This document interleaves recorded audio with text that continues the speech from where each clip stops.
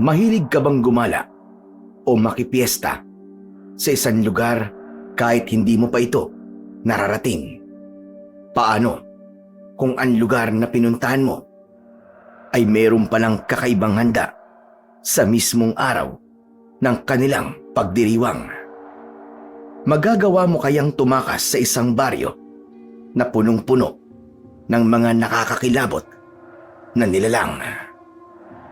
Magandang araw po sa inyo, Sir Blair. Lalong-lalo na po sa mga giliw ninyong tagapakinig at taga-suporta sa inyong mga YouTube channel. Tawagin niyo na lamang po ako sa pangalang Raul. 18 taong gulang. Kasama ko po sa aking istorya ang pinsan kong si Argo. Kilala kaming mayabang sa aming baryo at palaging laman ng gulo. Sa madaling salita, sakit kami ng ulo ng aming mga magulang. Pero maaasahan naman po kami pagdating sa trabaho bilang mga sorbitero. Hindi namin akalain na ang lalaking tinulungan namin ang babago pala sa takbo ng buhay namin. Siya rin ang naging dahilan kung bakit sa isang iglap ay naging antingero at manunugis kami ng mga aswang.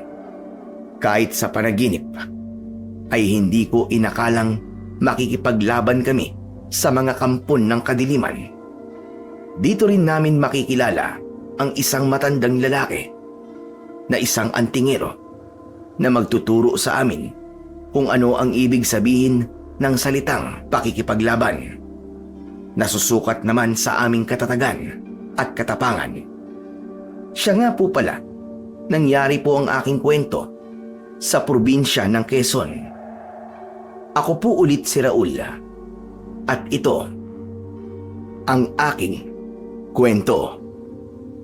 Sorbetes! Sorbetes kayo dyan! Sorbetes! Pampalamig ng ulo! Sorbetes! Kuya Argo, sandali. Tignan mo sa gawing yun, oh. Saglit kaming tumigil sa pagtutulak ng kariton nang marinig namin ang boses ng isang lalaki. Habang nakikiusap ito sa pangkat ni Baldo at ng mga kaibigan niya. Huwag na huwag din niyong sisirain ang kariton ko. Nakikiusap ako sa inyo. Ano ba kasalanan ko at kinugulo niyo ako? Teka sandali, bitiwan mo ka ang braso ko, nasasaktan ako, aray! Pasado 9:00 ng umaga nang makita namin ng pinsan kong si Kuya Argo ang isang lalaki. Pinaliligiran siya ng mga lalaking lasing sa pangunguna ni Baldo. Siya ang barumbadong baraad na palaging nagsisimula ng gulo sa lugar namin. Ngunit palagi namang nabubugbog. Tumatapang ito kapag lasing, kasama ang mga kaibigan niyang kagaya niyang maaangas din. Pare, nakikiusap naman ako sa inyo. Wala akong pera. Isa pa wala pa akong 20. Kaya bitiwan mo ng braso ko, nasasaktan na ako eh. Ngunit hindi binitiwan ni Baldo ang lalaking sa tingin ko ay nasa edad 35. Balbas sarado ito at mahigpit na hawak ang kanyang kariton na gawa sa tabla. Naglalaman ito ng mga prutas at gulay na sa tingin ko ay kanyang mga paninda. Nasa tapat sila ng tindahan ni Aling Lena at pinagtitinginan na ng mga tao. Walang ya talagang buhay to. Nagsisimula na naman ng mga hinayupak ah. O ano, kuya? Banata na ba natin? Hindi na dadala eh. Tara, yan tamang balisong mo. Inuubos talaga ng mga tong pasensya ko eh. Malakas naming tinulak ang kariton patungo sa kinaroroonan ng nagkakagulong mga lalaki. Ilang di pa lang ang layo namin sa kanila ay malakas nang napasigaw si Kuya Argo. Hoy mga ungas! Layuan nyo ang lalaking yan! Ang lalakas talaga ng trip nyo no? Tumigil si Baldo sa panggugulo niya sa lalaking tindero ng mga prutas at gulay. Saka nito binitiwan ang braso ng lalaki at pasuray-suray na naglakad palapit sa aming kinaroroonan. Bilib din naman ako sa kakapalan ng mga pagbumukha nyo no, Baldo? Kahapon, pinagulong ko na kayo sa mabatong kalsadang to. Tapos ngayon, naghahanap na naman kayo ng sakit na katawan. Kuya, papalapit na sila sa atin. Sige, ipakita mo sa kanilang balisong mo. Ako naman, ay ang tubong bakal. Tutuluyan ko na talaga ang mga to. Kuya, uminahon ka muna. Malalagot na naman tayo nito kina Tatay at Tio Mando eh. Ano ka ba? Tatakutin lang natin sila. Kaya magpakitang gilas ka lang sa paghawak mo ng balisong. Nang makalapit kami sa kinaroroonan ng mga ito, ay napatingin ako sa gawi ng tindero ng mga prutas at gulay. Baka sa anyo nito ang labis na takot at itinulak nito ang kanyang kariton papunta sa tabi ng kalsada. Nang pinaikot ko ang balisong sa ere, napaatras ang pangkat ni Baldo. Si Kuya Argo naman, pinupukpok niya ng tubo ang kanyang sariling palad upang ipakita sa mga ito na handa siyang umatake anumang oras. Ako naman ang unang sumugod kay Baldo. Sinipa ko siya ng malakas sa muka, sabay saksak sa kanyang tiyan. Akala ni Baldo talagang sinaksak ko siya, kaya napabaluktot ito ng katawan habang hawak ang aking kamay. Nang makita nito na merong kaluban ang balisong ko, nanlaki ang kanyang mga mata at biglang namutla ang labi dahil sa takot. Hehe, ano? Nawala ang pagkalasing mo no? Nagulat ka ba? Akala mo, binutas ko na talaga ang tiyan mo. Dahil sa takot ay napaatras ito at kumaripas ng takbo papalayo sa akin. Habang si Kuya Argo naman ang humarap sa mga kaibigan ni Baldo. Pinagpapapalo niya ng tubo ang puwit ng mga kalaban nito. Napatalon sila dahil sa sakit habang sapo ang bahagi ng kanilang katawan na nasaktan. Sabay takbo rin papalayo sa amin. Nang mga sandaling yon ay pinaliligiran na kami ng mga tao. O ano? Takbo pala kayo eh! Wala talaga kayong laban sa amin! Hindi nyo kami kaya! Sigaw ni Kuya Argo habang nakatanaw sa mga lalaking tumakbo. Ang mga tao naman ay nagsimulang magbulungan, kaya ako naman ang nagsalita. Hoy kayo, tapos na ang palabas. Magsipag-uwi na kayo. Kaya aga-aga eh, nakikiusyoso kayo.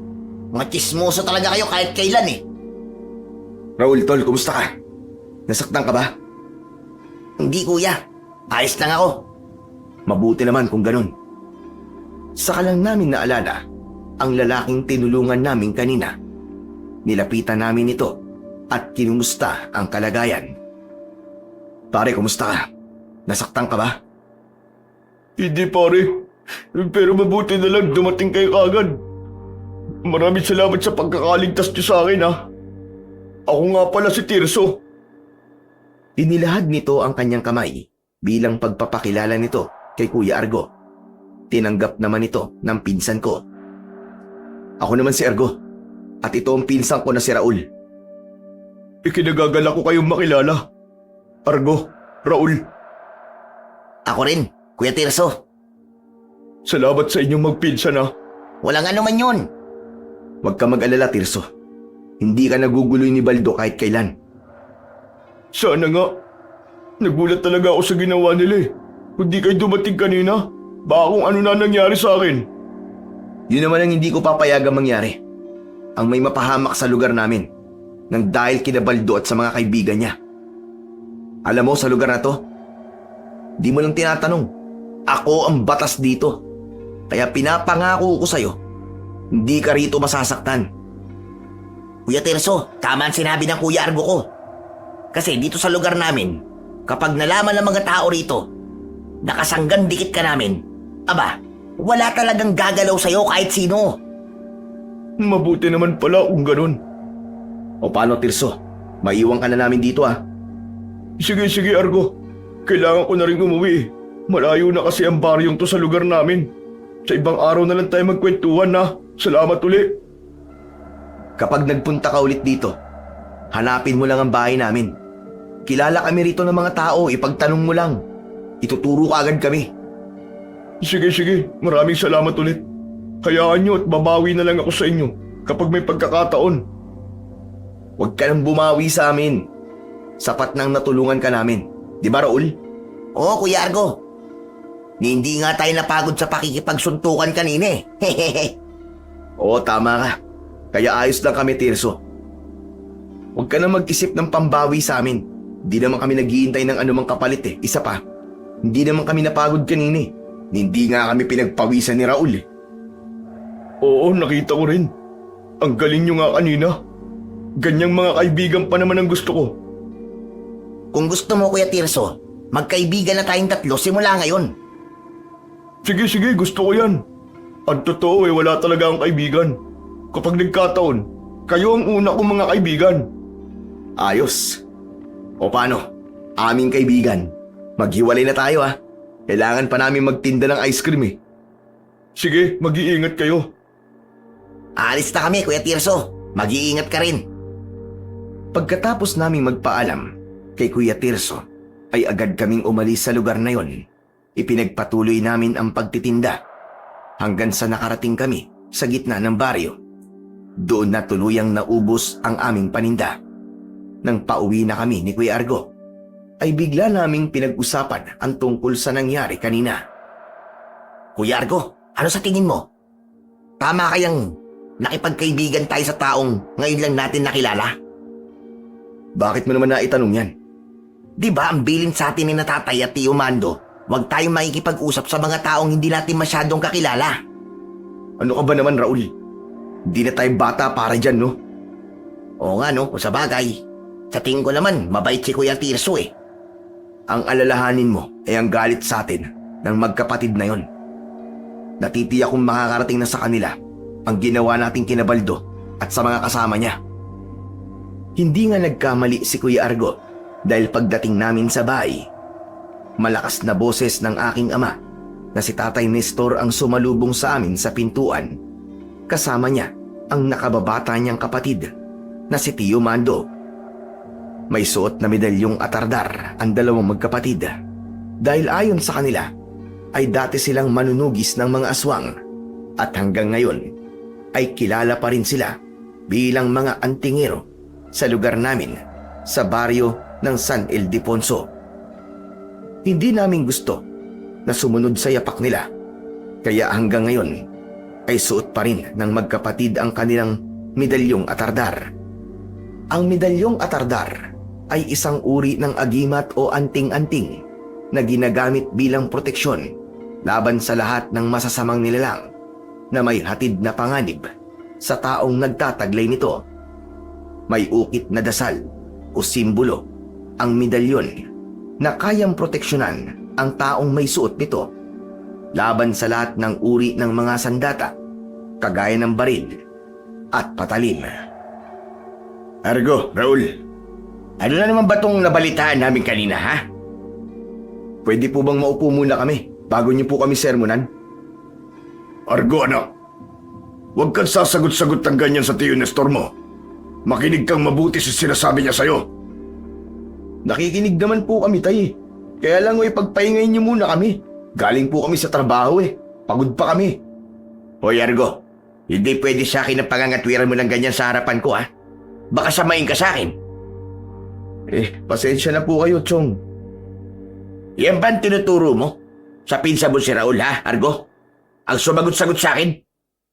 Hindi po. Tay, wala naman po kasalanan si Kuya Argo eh. Isa ka pa, Raul, ha?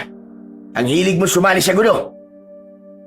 Tio Nestor, ipinagtanggol lang naman po namin yung isang lalaki kanina eh. Paano? Ginugulo siya ni Baldo. Kawawa naman, sinira pa nga yung kariton niya eh. Kahit na be, pwede naman kayong umawat ng hindi dumadaan pa sa das. Paano kung may patalim din sila? Kagaya ninyo? Di nahanap niyo ang bunga ng kayabangan ninyong dalawa. Wala naman po nangyaring masama sa amin, Chong eh. At hihintayin niyo pa talaga na mayroong mangyaring masama sa inyo, ha? Bago kayo magtanda. Di po yung mangyayari sa amin. Dahil kaya po namin ipagtanggol ang mga sarili namin. Isa pa, di po kami matatalo sa laban. Sa ngayon, hindi pa. Dahil hindi pa kayo nakakahanap ng katapat ninyo. Naku po, Tay. Wala po kami magiging katapat ni Kuya Argo. Ang galing-galing nga po namin kanina eh. Hindi sila umubra sa amin. Hindi nga nakatama eh. Nakita mo na, Argo? Nakita mo na? Ginagaya ka na nitong pinsan mo eh. Mayabang na rin eh. Argo anak, makinig ka kay Kuya Nestor mo. Mahirap kapag nasa sitwasyon kayo na nakahanap kayo ng katapat. Nag-aalala lamang kami sa inyo. Alam ko naman po yun, Tay. Aba, kung alam mo, bakit ginagawa mo pa rin? Ay, nako. Kung ang katapangan ninyo ay ginagamit ko na lang sana sa pagiging manunugis ng mga aswang, baka matuwa pa kami ni Mando eh. Dahil may kabuluhan ang pinaggagawa nyo sa buhay ninyo. Hindi yung puro kayo yabang, puro angas. Nagkatinginan kami ni Kuya Argo. Para kasi sa amin ay hindi totoo ang mga aswang. Hinahayaan lang namin sila na magsalita ng tungkol sa ganung uri ng nilalang. Kaya nga nagtataka kami dahil sa kabila ng edad ng magkapatid na antingero ay naniniwala pa rin sila na totoong merong mga aswang. Ang pagiging mayabang namin ay kinaiinisan na rin ng mga kababaryo namin. Palagi raw kaming nanggugulo at wala na raw kaming magandang ginawa. Dumating pa nga sa punto na gusto na kaming paghiwalayin ni Kuya Argo. Balak nilang ipadala kami sa mga lola namin sa side ni nanay. Isang malalim na buntong hininga ang narinig ko mula sa lalamunan ng aking ama. Saka ito muling bumalik sa upuan at si Tio Mando naman ang nagsalita. Huwag niyo nang uulitin to, ha? Pasensya na po talaga kayo, Tay. Pero kapag nakakita po ulit kami ng taong inaargabyado ni Baldo, ay tutulungan po ulit namin. Ay nako, Kuya Nestor. Ano kaya mabuting gawin sa dalawang ito? Ano pa nga ba? Di balik sa pagsasanay. Ano po? Naku, wag naman po. Hindi kami makakapayag na hindi kayo turuan sa pakikipaglaban. Dahil kapag napalaban ulit kayo, may depensa na kayo para ipagtanggol ang sarili ninyo. Baka ito pa maging dahilan para tumigil kayo sa pakikipagbasag ulo nyo. Tay, magbabago na po kami. Huwag niyo na lang po ulit kaming sanayin sa pakikipaglaban. Masakit po sa katawan yun eh. Di ba gusto niyo ng pakikipagbasag ulo? Pwes, dito masusubukan ang galing ninyong dalawa. Tignan natin ngayon. At kapag mahusay na kayo makipaglaban, dadaling namin kayo sa kaibigan namin at doon may pusta ang magaling. Tay naman, ayaw namin doon. Baka doon na kami mamatay eh. Mga veteranong basagolerong naroon eh. Dahil sanay na sila sa pakikipaglaban. Kaya nga, Argo eh. Magtilo na kayo kung ayaw ninyong ipadala namin kayo sa lugar ng Bloodsport. Total, yun naman ang hanap ninyong magbinsan, di ba? Kaya doon na namin kayo ipapadala. Nang sabihin yun ni Tatay, ay natakot talaga ako. Magaling nga kaming makipaglaban, ngunit ang lugar na tinutukoy ni Tatay ay patayan. Kapag natalo, siguradong yari talaga. Sikat ang lugar na yon sa aming baryo. Kaya tinawag nilang Bloodsport. Hindi namin alam kung saan ang lugar na yon dahil hindi naman sinasabi sa amin ni Tatay at Tio Mando kung nasaan yun. Palagi lang nila kaming tinatakot kapag sumusobra na kami.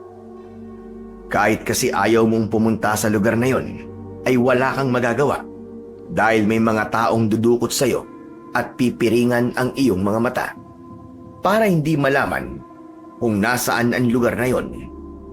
Sa pagkakataong ito, talo kami ni Kuya Argo. Kaya naman, wala na kaming nagawa kundi ang sumang-ayon sa gusto nilang mangyari upang hindi kami maipadala sa lugar na yon. O ano, maikipag-away pa rin ba kayo? Hindi na po. Ako rin hindi na po. Sisikapin na po namin na umiwas sa gulo. Abay dapat lang, Raul. Dahil kahit anak namin kayo, kapag natsyempohan kayo ng mga mandurukot ng tao, wala kami magagawa sa inyo. Sarili na lamang ninyo ang maaasahan ninyo. Marami na ang nawala sa aming lugar na halos kagaya naming palaging napapasama sa gulo. Kaya iniisip ng magkapatid na baka mabiktima rin kami ng ganong klaseng gawain. Ayon sa ibang saksi, maaaring dinadala sa lugar ng blood sport ang mga lalaking matagal nang nawala sa baryo namin. Kuya Nestor, kailangan na naming umuwi Malapit nang dumilim ang paligid eh.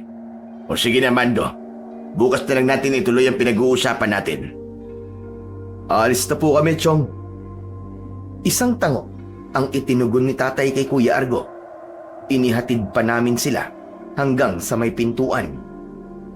Nang makaalis ang mag-ama, ay saka naman ako binalingan ni tatay. Nagsalubong ang mga kilay nito habang nakatitig sa akin at nakatingin sa aking balisong. Sabay kuha nito sa aking bewang. Akin na nga itong balisong mo. Tay, balik niyo po sa akin yan. Hindi na. Simula sa araw na ito, hindi ka nagagamit ng balisong. Dahil habang nasa iyo ang balisong na to, palagi kang mainit. Gusto mo palagi ng gulo. Tay naman, bigay sa akin ni Lolo Alex yan eh. Wala akong pakialam. Ako ang pakinggan mo. Dahil kapag naubos ang pasensya ko sa'yo ko na ibabaon to. Naiintindihan mo? Yun ang unang pagkakataon na nagalit ng matindi sa akin si tatay. Upang makaiwas sa kanya, tahimik akong umalis sa harapan niya at pumasok na lang ako sa loob ng silid ko. Siyempre malungkot ako dahil ibinigay sa akin ang balisong na yon ng yumaong lolo ko. Araw-araw kaming napapasabak sa gulo, kaya hindi ko rin naman masisisi ang aking tatay kung dumating na sa punto na sinabi niya ang bagay na yon. Dadalawa lang kasi kami ni Ate Lorena na anak niya, kaya kahit papano naiintindihan ko kung bakit ganun na lamang ang takot nito. Pagkalipas ng 1 linggo, magmula nang mangyari yun, ay hindi na kami napapasama pa sa gulo. Iniiwasan din kami ng mga tao, kaya naging madali na lang para sa amin ang manahimik ni Kuya Argo. Isang araw, dumating ang hindi inaasahang bisita sa bahay. Nagkataong naroon din sina Tio Mando at Kuya Argo upang pag-usapan ang nalalapit na pagpapakasal ni Ate Lorena sa kanyang nobyong si Kuya Arman. Si nanay naman noon ay nasa kusina at nagluluto ng tanghalian. Tao po! Tao po, si Tirso po ito! Dito po ba nakatira si Raul? Nang nakilala namin ang boses ni Kuya Tirso, napatingin ako kay Kuya Argo. Kuya Argo, si Kuya Tirso nasa labas. Teka, sandali lang. Saan kayo pupunta?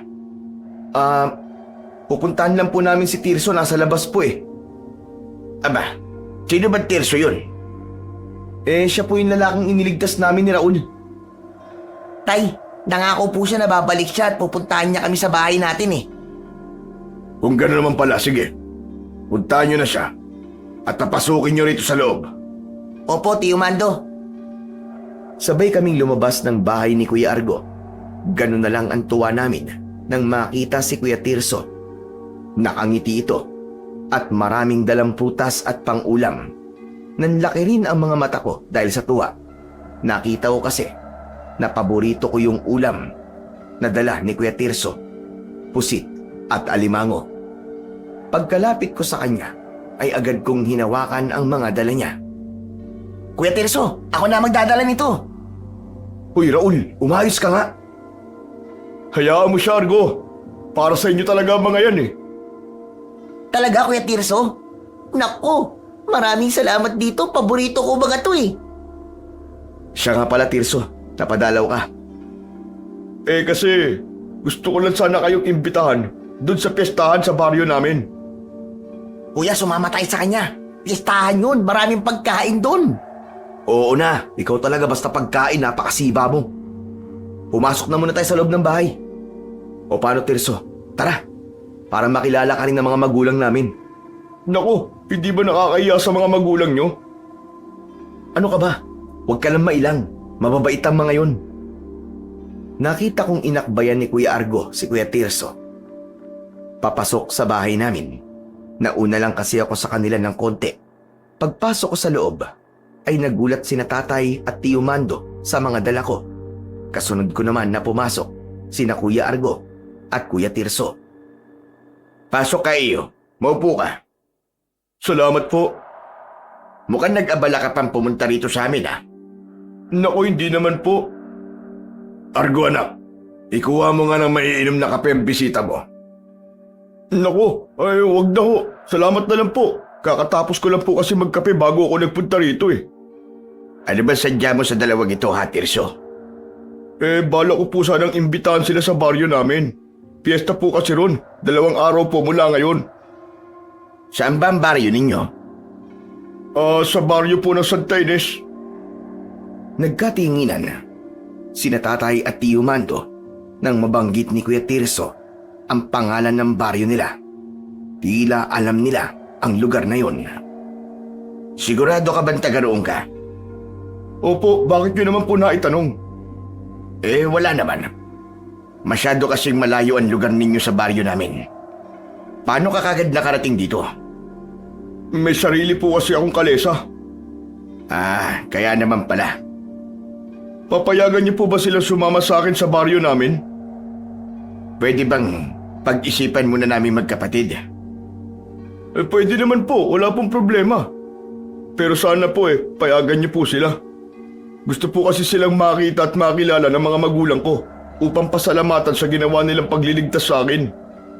Kung hindi po kasi dahil sa mga anak ninyo, baka napahamak na po ako ngayon. Walang anuman yun, Tirso.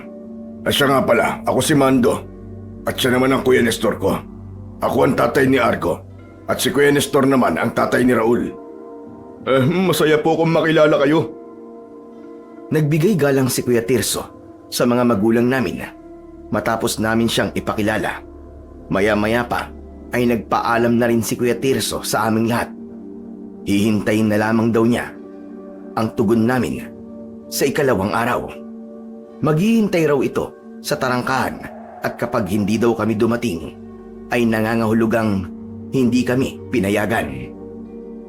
Magaan ang loob ni Tatay at Tio Mando sa bago naming kaibigan na si Kuya Tirso. Wala kaming kaalam-alam ng mga oras na yon na ito pala ang simula ng aming kalbaryo sa buhay. Nang maipasok namin ni Kuya Argo sa kusina ang mga dala ni Kuya Tirso, hindi namin alam na lumabas ang magkapatid at masinsinang nag-usap sa likod ng bahay namin. Kuya, ano sa palagay mo? Papayagan ba natin ang mga bata? Oo naman. Sa tingin ko ay mabuti ang pamilya ni Tirso. Nakita mo naman na nag-abala pang pumunta rito para ipaalam ang dalawang yun. Ibig sabihin nun, nanggaling siya sa mabuting pamilya. Paano kung may mga aswang palang namiminsala sa lugar na yon? Hindi ba't sumulat naman ang kaibigan natin na tahimik na ang lugar na yon? Payagan na natin sila kaysa naman makipag-away na naman dito. Kahit na papano, mapapanatag ang loob natin kapag naroon sila. Kuya Nestor, hindi ako mapapanatag kapag malayo sa akin ang anak ko. Natatakot ako. Paano kung si Tirso pala ang taong nagdadala ng mga biktima sa lugar na kinaroroonan ng Bloodsport? Isipin mo yun. Sus, hindi magagawa ni Tirso yun. Wala sa itsura niya ang gagawa ng bagay na yun. Isa pa, tigilan mo na nga kakaisip ng kung ano-ano para hindi ka nag-aalala. Pero Kuya Nestor, alalahanin mo, hindi naman talaga natin alam kung nasaan ang lugar na yun. Ikaw na rin na nagsabi na wala naman talagang nakakaalam sa lugar na yun, di ba?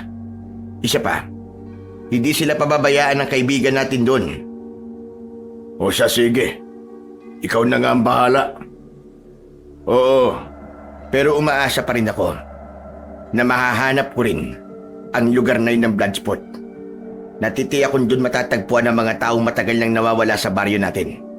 At kapag nahanap ko kung nasan ang lugar na yun, hindi ka na mag-aalala ng ganyan. Kuya Nestor, akala ko ba'y pinag-usapan na natin to? Tama na, tumigil ka na. Tapos na tayo sa pagiging manunugis ng mga aswang. Hahayaan na lang ba natin na may mawala pa sa baryo natin? Hindi rito matatapos ang pagiging manunugis natin ng mga aswang. Yan ang tatandaan mo, Mando.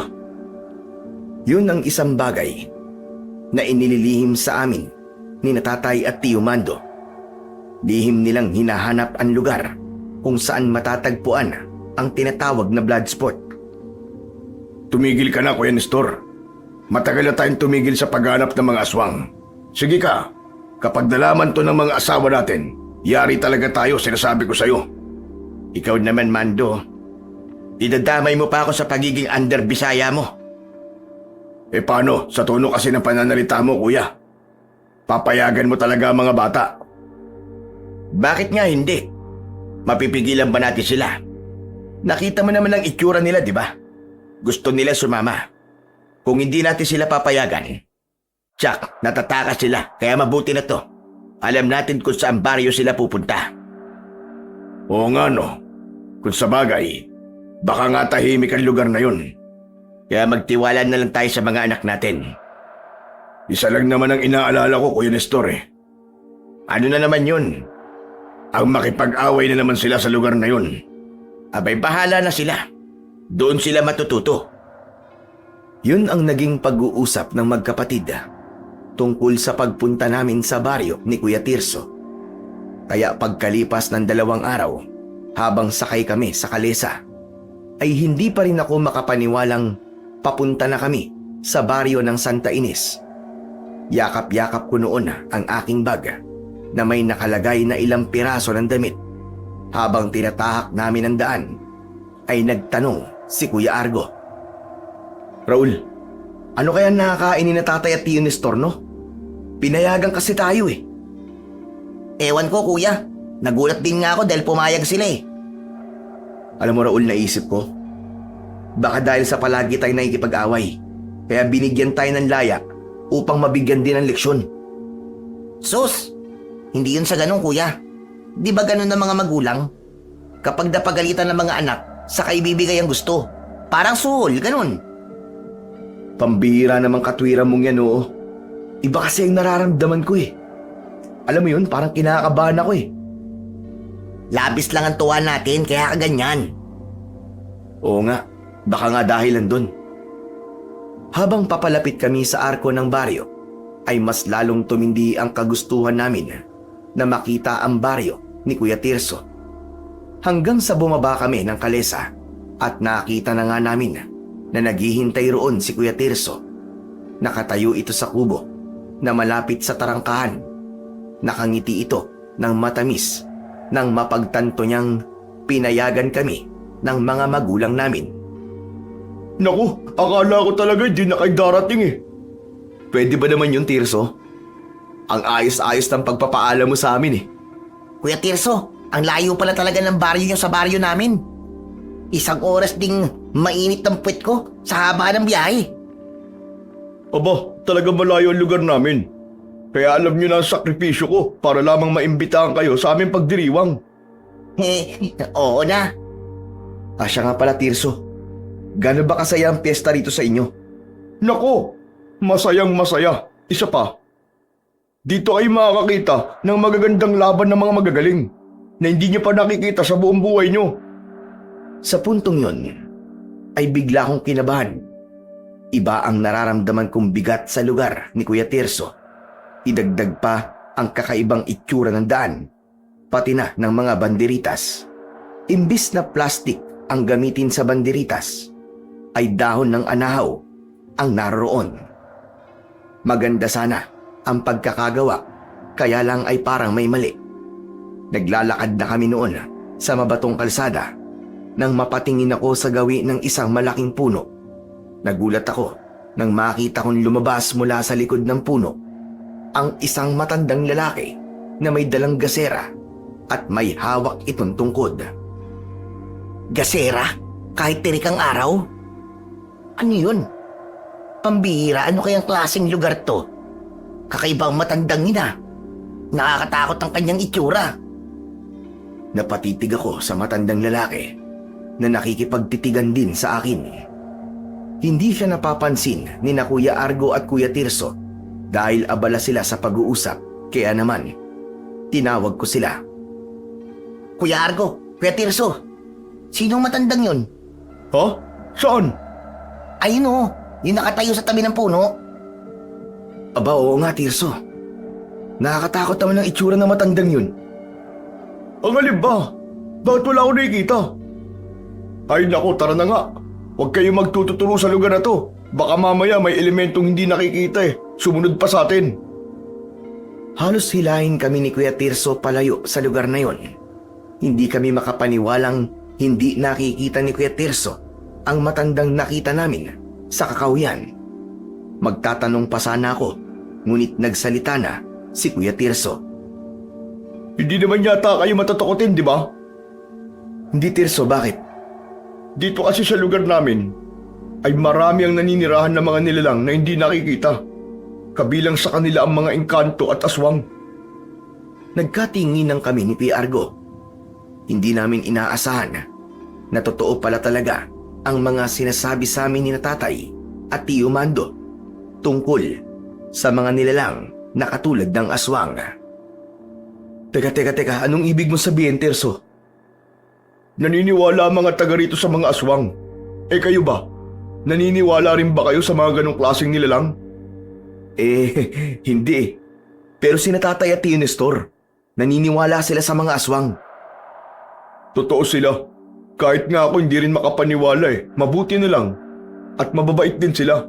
Hindi naman sila nananakit. Huwag mo lang silang pakikialaman. Kung ganun, Kuya Tirso, nakakita ka na ng totoong aswang? Oo naman. Pero mabilis lang dahil umalis ka agad. Sa awa naman ng Diyos, wala pa namang nababalita ang ginagambala rito ng mga aswang.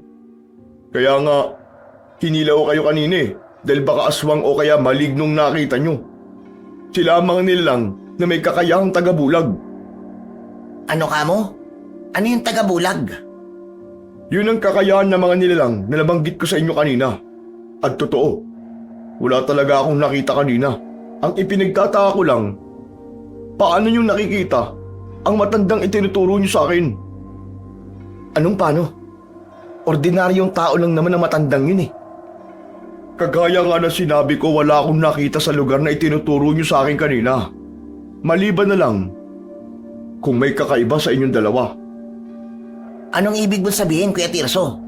Ang ibig ko sabihin, kung kayo ay nakakakita ng mga nilalang na hindi nakikita ng mga ordinaryong tao, nangangahulugan na may dugo kayong manunugis ng mga aswang o di kaya naman ay isang antingero o kaya ay albularyo.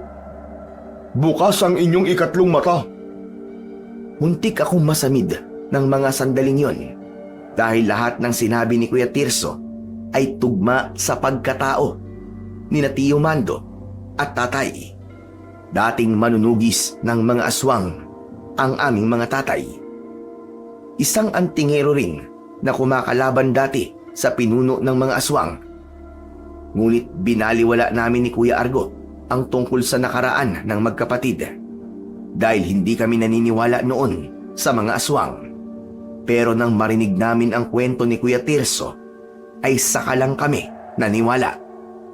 Pagkalipas ng kalahating oras na paglalakad, kung saan ay umakyat pa kami ng burol, natanaw namin ang malawak na talahiban at sa gitna nito ay merong maliit na komunidad.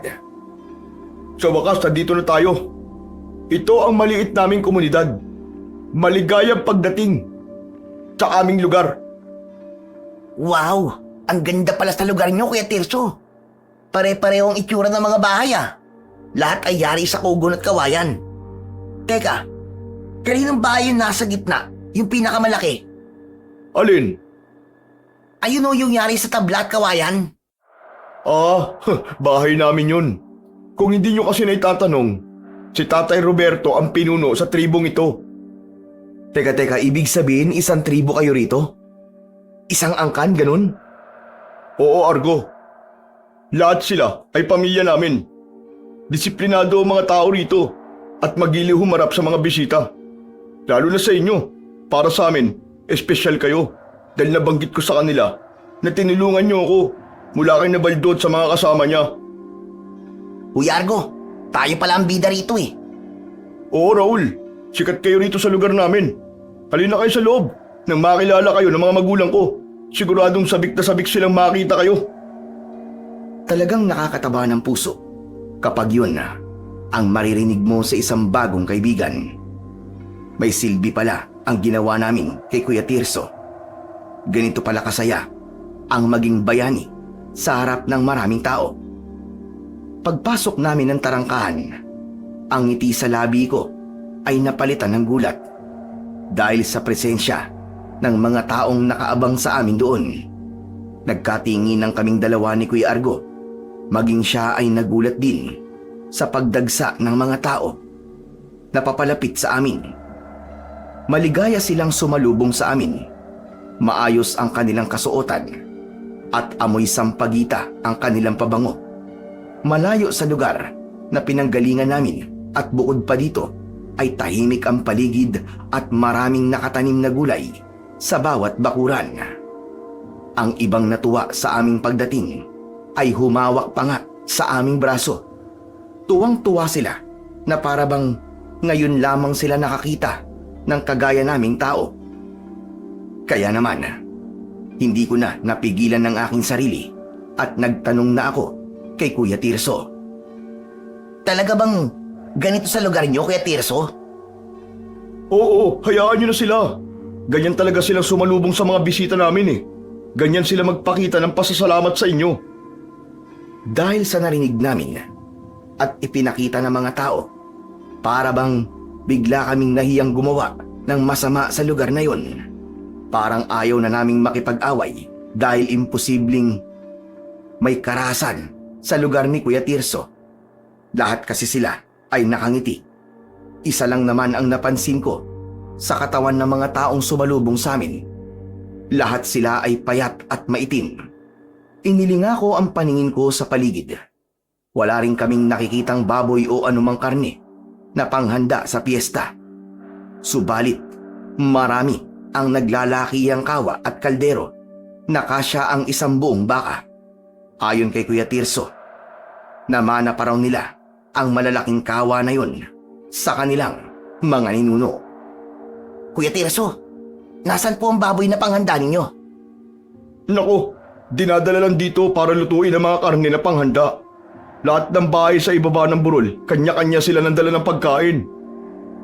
Ang galing pala ng piyestahan sa inyo, kakaiba. Sinabi mo pa. Dinadayo rin to ng mga taga-ibang lugar. Alam niyo ba kung bakit? Bakit, Kuya Tirso? Dahil sa masasayang palaro na ginaganap sa aming lugar. Maswerte kayo dahil kayo ang manonood ng palarong sinasabi ko. At sikreto muna para masaya, ha? Mukhang masaya nga, Kuya Tirso ah. Teka, kailan ba gaganapin ang piyestahan? Kakabilugan ng buwan. Isasabay na kasi sa kasalang bayan eh. Yung libreng kasal ng mga mag-asawang hindi pa nagpapakasal bago sila magsama. Aba, ayos yun ah. Tsak na masaya nga. Panigurado maraming magagandang babae na manonood ng kasalan at palaro. Naku, sinabi mo pa, Raul. Kaya hindi kayo magsisisi sa pagpunta nyo rito. Maya-maya pa ay nakarating kami sa tapat ng pintuan ng bahay ni Kuya Tirso. Pinagbuksan agad kami ng mga tao sa loob noon at bumungad sa amin ang lalaki na kasing edad ni tatay. Maayos rin ang pananamit nito at mukhang iginagalang siya ng mga tao. Oh, halina kayo. Pumasok na tayo sa loob. Sinalubong na pala tayo ni nanay at tatay eh. Siya nga pala. Siya ang aking ama, si Tatay Roberto. At siya naman ang aking ina, si Nanay Ising. Magandang araw po sa inyong mag-asawa. Tumangulang ang mag-asawa habang matamis silang nakangiti. Sinabi ng mga ito sa amin na maligaya raw sila dahil kami ay nakarating. Maraming salamat po sa pag-iimbita niyo sa amin sa piyestahan ninyo, Tatay Roberto. Nalaman namin na 2 araw palang gaganapin ang piyesta. Magsisimula yun mamayang gabi.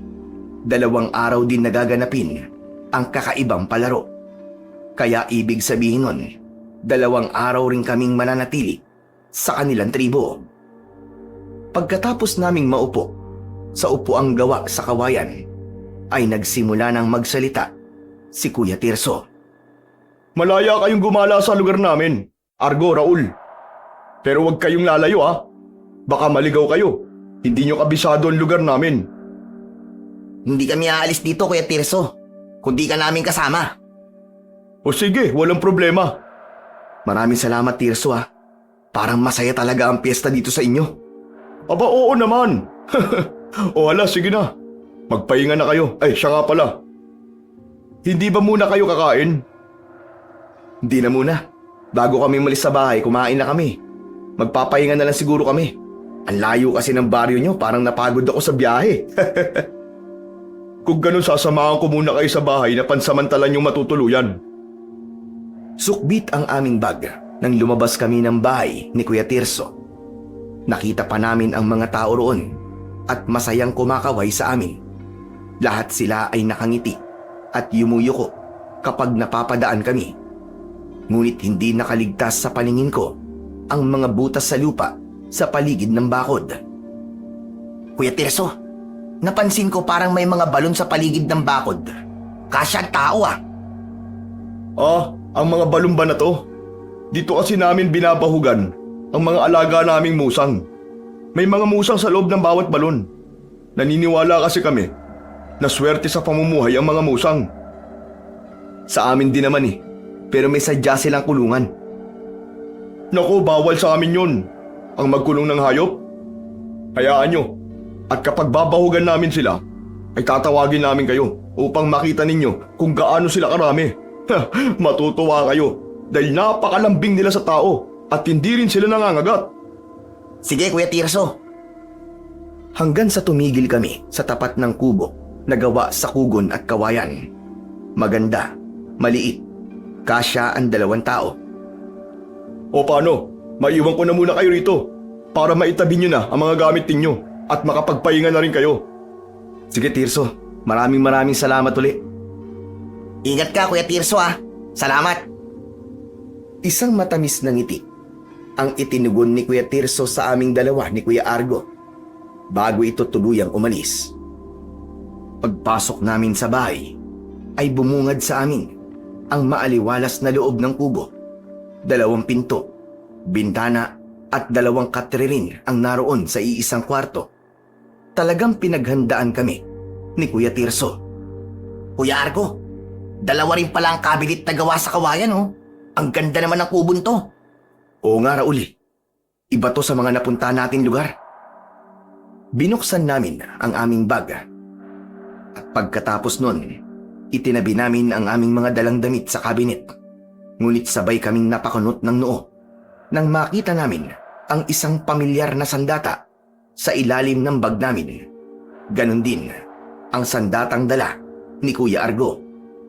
Nalaman kasi namin na pinabaunan kami ng armas ng aming ama. Hala, ipinadala sa akin ni tatay ang balisong ko. Sa akin naman, ang nakil ko o liabe. Ang nakil o liabe ay isang uri ng sandata na isinusuot sa kamay upang gamiting panuntok sa kalaban. Dahil hindi namin inaasahan na pababaunan kami ng ganitong klaseng sandata, ay natuwa naman kami ni Kuya Argo. Liabe to ni tatay nung manunugis pa siya ng mga aswang. Minsan niya nang ibinigay ito sa akin, pero binawi nang madalas tayong napapasama sa gulo. Ako naman, kababawi lang nito sa akin noong nakaraang araw. Hindi ko naman inaasahang ibabalik sa akin to ni tatay. Mabuti na rin na nangyari to. Nakalimutan ko talagang magdala ng sandata eh. Hindi tayo pakaba-kaba dahil meron tayong armas, di ba? Kaya lang nakakahiya kay Kuya Tirso. Baka mamaya pag nakita niya to sabihin niya wala pa tayong tiwala sa lugar nila. Problema ba yun? Di tago nating mabuti. Baka mamaya kasi makita niya rito yan pag naiwan natin dito. Isipin pa niya, pinaghahandaan natin sila. Tama lang ang naisip mo, kuya. Para kapag hinihingi ng pagkakataon, di meron tayong panabla, di ba? Nang magkasundo kami, ay sabay naming isinilid yun sa aming bulsa. Dala naman ng labis na pagod, ay agad kaming nakatulog.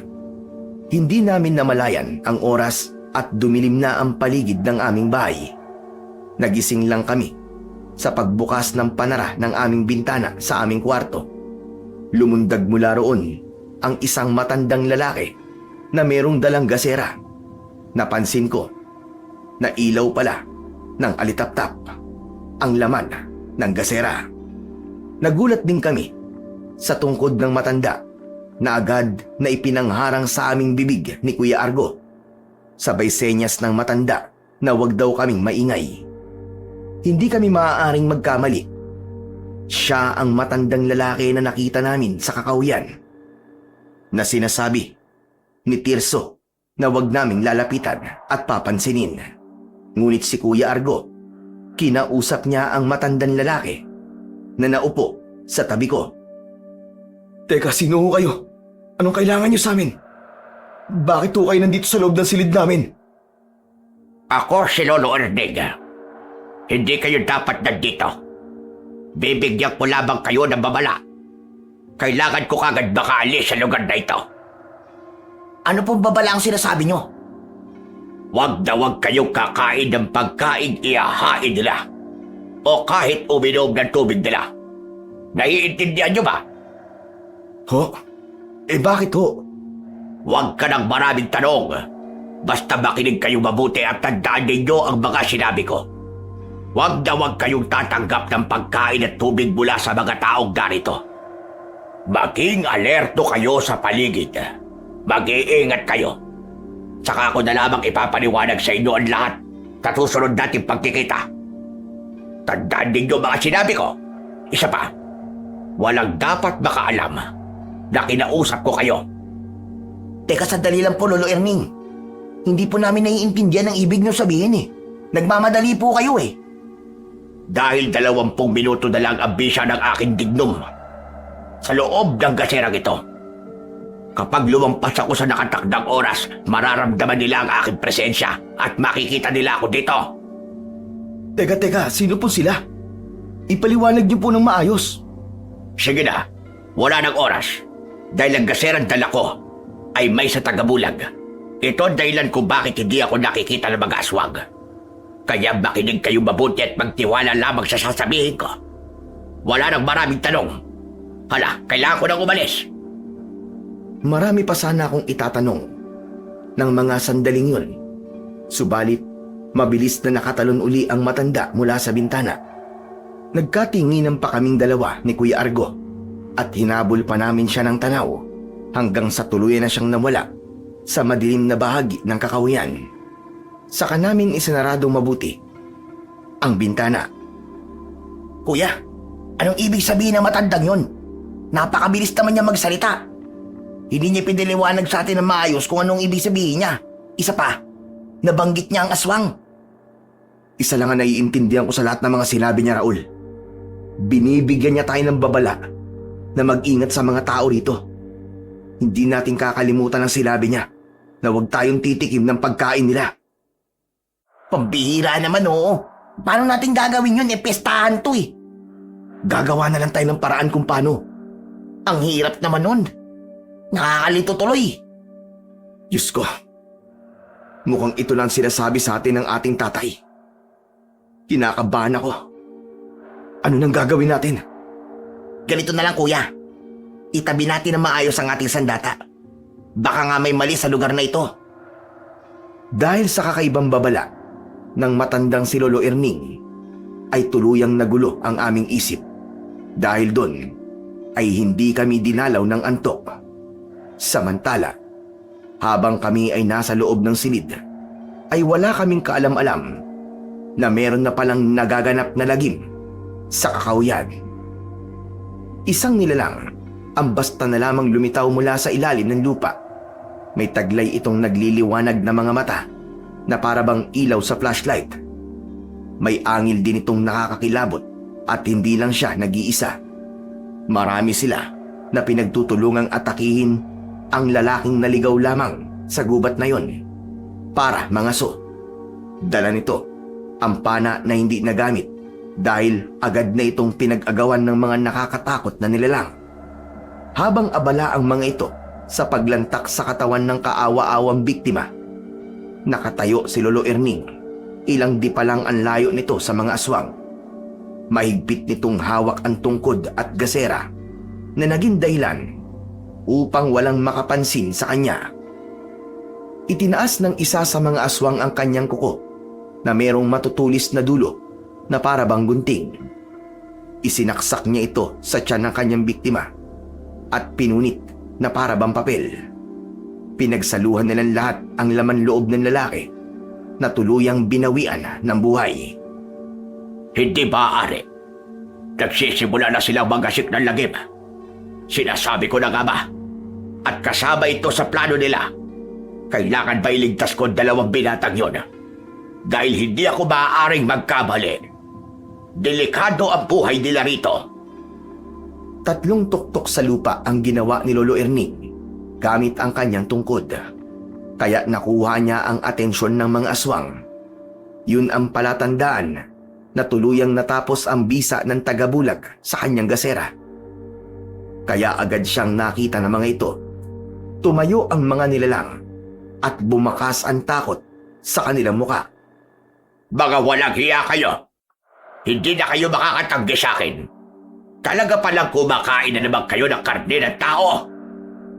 Nang mapagtanto ng mga ito na si Lolo Erning ang nakatayo sa kanilang harapan, umatake sa matanda ang mga aswang.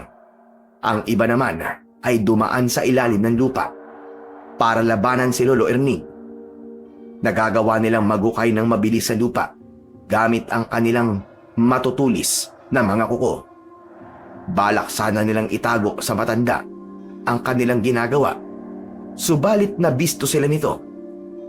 Hindi namin alam ng mga oras na yon na ang matandang nakausap namin ay isa palang malupit na manunugis ng mga aswang. Siya rin ang pinakamataas na uri ng antingero na merong kakayahang magbigay ng anting-anting sa iba. Agad na pinalo ng matandang antingero at manunugis ng aswang na si Lolo Erning ang unang aswang na lumitaw sa lupa para atakihin siya. Gamit ang tungkod ay tumama iyon sa liig ng aswang. Bumagsak ito sa lupa habang nagkikikisay ang katawan hanggang sa masunog ito na para bang papel. Natangay naman ng hangin ang abo nito. Ang matandang lalaki naman na si Lolo Erning ay nagtataglay ng dignum bato. Ayon sa paniniwala ng kagaya niyang mga antingero, ang dignum bato ay nagtataglay ng lakas at tagabulag sa kalaban. Hindi rin tatablan ng patalim o bala ng baril ang taong nagtataglay nito. Ito ang dahilan kung bakit may kakayahan ang matanda na makapagkubli sa maliwanag na paningin ng mga aswang. Kadalasan, ang dignum bato ni Lolo Erning ay inilalagay niya sa loob mismo ng kanyang gasera upang magamit niya rin itong sandata laban sa mga aswang. Hindi ko napapayagang mabuhay pa kayo. Dahil uulitin nyo lang ang ginawa nyo at hindi magtatagal, ay gagayahin na rin kayo ng mga anak ninyo. Akala nyo ba ay hindi ko malalaman ang plano ninyo? Kaya kayo nagdala ng 2 dayo rito. Ngunit nagkamali kayo ng bibiktimahin. Hindi sila mga ordinaryong tao. Agad na inatake ni Lolo Erning ang mga aswang. Para lang nang hahampas ng katawan ng saging ang matanda. Dahil nagawa niyang pabagsakin ang lahat ng mga kalaban na umatake sa kanya hanggang sa masunog ang katawan ng mga ito. Nang maubos niya ang mga aswang, ay tuluyan na siyang umalis sa lugar na yon at naglakad na para bang walang nangyari. Hanggang kami ni Kuya Argo ng mga oras na yon ay mahimbing nang natutulog dahil sa wakas ay dinalaw na rin kami ng antok. Wala kaming kaalam-alam na merong isang pares ng mga mata ang nakatingin sa amin mula sa nakabukas na bintana. Nakangisi ang nilalang habang tumutulo ang malapot nitong laway na para bang natatakam sa aming katawan. Kasunod nun, ang mahinang yabag ng mga paa papalayo sa aming kubo. Pagkagising namin ay bahagya pa kaming nagulat nang magisnan namin si Kuya Tirso. Nakaupo siya sa tabi ng aking katre. Nakangiti siya na para bang matagal na siyang naroroon at pinagmamasdan lang ang mukha namin habang natutulog. Kaya naman, agad kaming napabalikwas ng bangon. Si Kuya Argo ang agad na nagtanong kay Kuya Tirso. O Tirso, kanina ka pa ba dyan? Nakakagulat ka. Pasensya na. Oo, kanina pa ako dito. Hindi ko muna kayo ginising dahil nahihiya ako sa inyo eh. Ang sarap-sarap kasi ng tulog nyo eh. Pambira, ang lakas nyo palang humilik ha. Ikaw pa talaga ang nahiya sa amin ha. Sana ginising mo kami. Nakakaya tuloy sa'yo. Ano nga pala sadya mo? Ipinapasabi ni Tatay Roberto na sa bahay na raw kayo kumain ng almusal. Nagpaluto siya ng pusit at alimango. Tikman nyo rin ang sariwang gulay na sitaw. Tila kumalam ang sikmura ko sa sinabing yun ni Kuya Tirso. Lahat kasi ng binanggit niya ay talaga namang paborito ko. Pero bigla akong kinabahan nang maalala ang bilin ng matandang si Lolo Erning. Kaya naman, nag-alala akong napasulyap sa gawi ni Kuya Argo nang bumakas rin ang pag-aalala sa mukha nito. Hindi namin napag-isipan ang plano kung paano namin maiiwasan ang pagtikim sa pagkain ng pamilya ni Kuya Tirso. Pwede bang dito na lang kami kumain? Nakakahiya kasi sa inyo eh. Ano ba nakakahiya? Mga bisita ko kayo rito, di ba? Hala, sige na, bumangon na kayo at igagala ko kayo sa labas ng tribo namin. Maliligo tayo dun sa may talon. Kung siguro hindi namin nakilala si Lolo Erning, ay matutuwa kami sa sinabing yun ni Kuya Tirso. Kaya lang, ang tuwa ay napalitan ng pinagsamang takot at pag-aalala. Parang nawala ang kayabangan namin ng mga sandaling yun. Maya-maya pa ay tumayo na si Kuya Tirso. Mauna na ako sa inyo ha. Hihintayin ko na lang kayo sa labas. O sige na, magpalit na kayo ng damit at aalis na tayo. Nahabol na namin ng tingin si Kuya Tirso nang lumabas ito sa aming silid. Saka ako nagmadaling lumapit sa katre ni Kuya Argo. Kuya Argo, anong gagawin natin? Tsak na hindi tayo makakaiwas sa pagkain nila. Sandali, nag-iisip ako eh. Huwag ka muna maingay. Pero kuya, naghihintay sa atin sa labas si Kuya Tirso. Tsak na magtataka siya kung matatagalan tayo. Ano na? Umiisip ka na ng plano. Sandali nga lang. Mas lalo ako natataranta sa yung ingay-ingay mo eh. Baka naman hindi totoo yung sinasabi na matandang yun. Baka naman tinatakot niya lang tayo. Ewan ko kuya. Pero mabuti na rin yung sumusunod tayo para walang maging problema. Mahirap magsisi sa uli aba. Mukha kasing kakaiba talaga ang lugar na to eh. Oo nga eh. Pero tumahimik ka muna. Mag-iisip lang ako. Argo, Raul! Matagal pa ba kayo? Mas lalo kaming nataranta ng mga sandaling yun. Dahil panay ang tawag ni Kuya Tirso mula sa labas. Kaya naman, wala na kaming nagawa kundi ang magpalit ng damit. Hindi na kami nakapag-isip ng plano dahil nagulat kami nang biglang bumalik si Kuya Tirso at nagmamadali na ito. Tara na, ang tagal nyo naman. Masamang pinaghihintay ang Gracia. Oo na, sige. Bibilisan na namin. Pasensya ka na. O sige na, lalabas na ulit ako. Bilisan nyo na ha. Dahil sa pagmamadali, ay wala na nga kami nagawa kundi ang sumama kay Tirso papunta sa bahay nito. Nadatnan namin kami na lang ang hinihintay sa pagkainan. Nagulat kami dahil marami ang nakahandang pagkain at bigla naming nakalimutan ang mga bilin sa amin ni Lolo Erning. Nagutom talaga ako nun. Wala kaming kaalam-alam ni Kuya Argo na ang pagkaing nakahain ay may sangkap na nakakagana sa pagkain. Tuluyan na kaming nahila ng kakaibang puwersa mula sa amoy ng pagkain. Agad kaming naupo sa bangko at diretsyong dinampot ang plato na may laman na adobong pusit. Nakalimutan namin ang bilin sa amin na matanda at hindi na kami maawat sa pagsubo. Tila hindi rin kami nabubusog. Grabe, napakasarap naman ng pagkain to. Salamat sa mga handa mo, Tirso ah. Oo, Argo. Para sa inyo talaga ang mga yan. Inihanda talaga namin yan para sa inyo. Kasi gusto namin busog kayo bago sumapit ang piyesta. Hala, sige na. Kain lang kayo ng kain. Magpakabusog kayo. Pagkalipas ng ilang minuto, ay naramdaman namin ang pagbigat ng talukap ng aming mga mata. Kasunod ng pagsubsob namin sa lamesa at tuluyan na nga kaming nawalan ng malay. Nagising ang natutulog naming diwa sa maingay na paligid. Mula yun sa tunog ng tambol at sigawan ng mga taong tila nagsasayawan sa harapan namin. habang ang aking kamay ay masakit dahil nakagapos ako sa kawayan. Pagmulat ko ng mga mata ay tumambad sa aking paningin ang malawak na ring na gawa sa kawayan. Sa loob nun ay ang lalaking sugatan. Napalinga ako sa tabi ko at nakita kong nakagapos din si Kuya Argo. Wala kaming suot na pang-itaas na damit. Mabuti na lamang at ang sandata namin ay nananatiling nasa loob ng aming bulsa. Kuya Argo, gumising ka! Kuya Argo! Kuya Argo, gising! Pilit na inaabot ng aking paa si Kuya Argo para ito ay magising.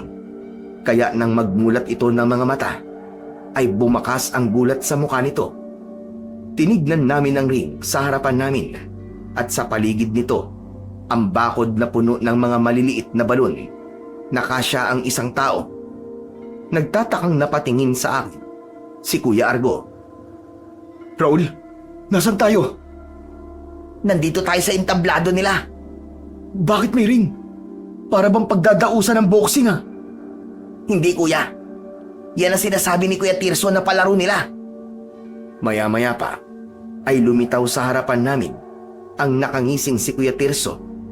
May hawak itong punyal at wala rin siyang pang-itaas na damit. Mabuti naman at gising na kayo.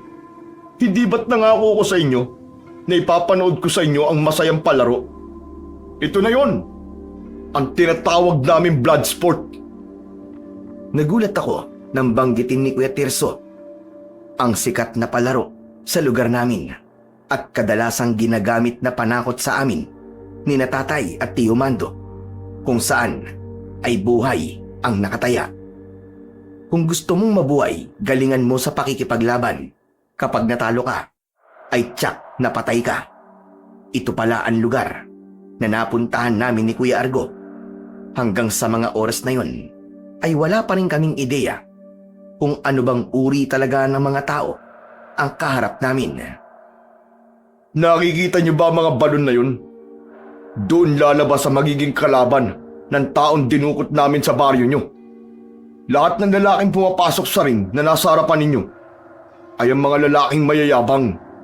Yung mga kagaya ninyo, ang ipinagkaiba lamang, espesyal kayo dahil kayo mismo ang magiging handa namin sa piyesta. Anong sabi mo? Hayop ka, niloko mo kami! Kapag nakawala ako rito, ikaw ang una kong papatayin! Huwag ka na magpumiglas. Wala na kayong magagawa. Malapit na namin kayong iluto. Nagtaka na sana kayo dahil wala kayong nakikitang baboy na nakahanda sa malaking kawa. Sabi nyo rin, nakasya ang isang tao sa kawa, di ba? Sana, nagduda na kayo.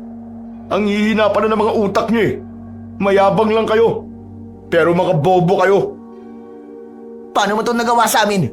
Pagkatapos naming iligtas ang buhay mo. Plano ko lang yun. Para malaman ko kung sino ang sunod na mayabang na mabibiktima ko. Ang galing ko, di ba? Nakikita niyo na ba ang lalaking nasa gitna ng ring? Sinundan namin ang tingin ang lalaking itinuro na sugatan. Kaya hindi namin nakilala dahil sa mga dugong umaagos sa mukha nito. Pero hindi ako maaaring magkamali. Siya ay walang iba kundi si Baldo. Si Baldo? Siya nga, Kuya Argo! Si Baldo nga! Nagulat ba kayo? Mamaya lang masasaksihan ninyo kung paano siya kainin ng mga musang mula sa ilalim ng lupa. Hayop ka! Demonyo ka! Sigurado akong ibang musa ang tinutukoy mo! Mga aswang kayo, tama! Ay nako, pambira. Ngayon mo lang naisip yan? Bobo nga talaga kayo. Dala ng galit ay lalo nagpumiglas si Kuya Argo mula sa pagkakagapos. Pilit niyang inaabot ng paa ang nakatayong si Kuya Tirso. Subalit lumakas ang halakhak nito at hindi nagtagal. Mula sa butas ng lupa, lumitaw ang nakakatakot na nilalang. Maging ang mga tao sa harapan namin at si Kuya Tirso ay nagpalit din ng anyo bilang isang mababangis na halimaw.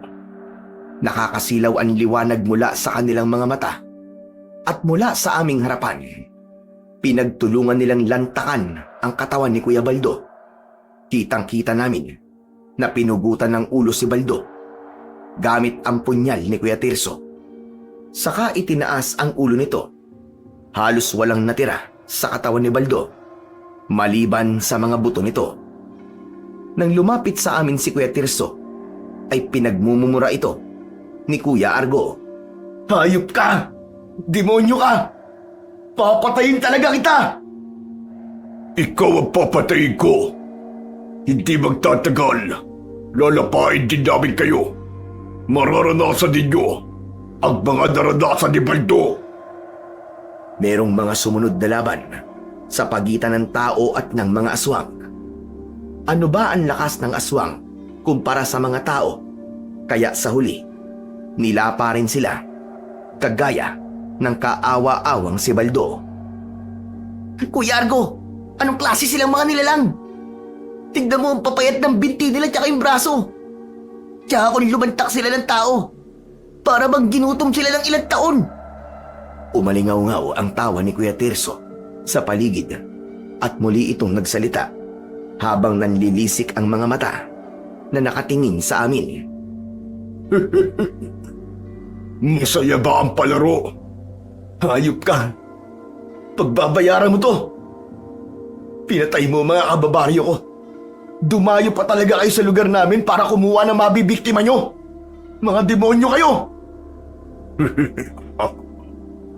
Hindi kami mangangari kumuha ng tao sa lugar namin. Malalaman na matandang antingero na nagbabantay sa baryo namin. Sa ganitong paraan, makakakain kami ng tao nang hindi niya napapansin. Ito ang tinatawag namin blood sport. Sino matandang tinutukoy mo? Si Lolo Erning ba? Sandali. Paano niyo siya nakilala? Nakausap namin siya bago kami nagtungo sa bahay niyo para kumain. Alam na niya ang pinaggagawa ninyo. Kaya sa mga sandaling ito, natitiyak kong nagpaplano na siya para pabagsakin kayo.